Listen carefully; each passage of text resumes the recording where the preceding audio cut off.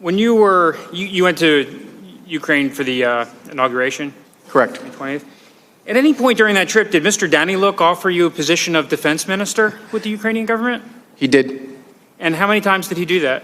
I believe it was 3 times. And do you have any reason why he asked you to do that? I don't know, but every single time I dismissed it.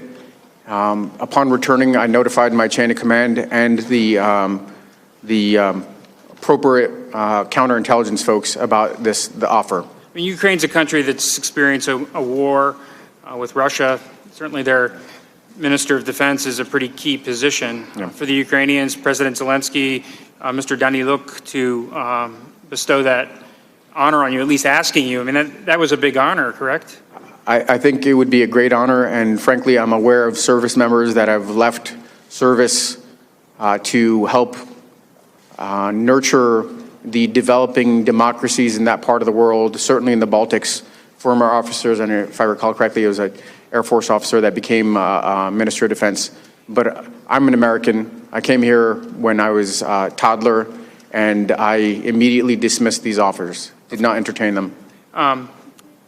When he made this offer to you initially, did you leave the door open? Was there a reason that he had to come back and ask a second and third time, or was he just trying to convince you? Yeah, Counsel, you know what? It's the whole notion is rather comical that I was being asked to consider whether I'd want to be the Minister of Defense.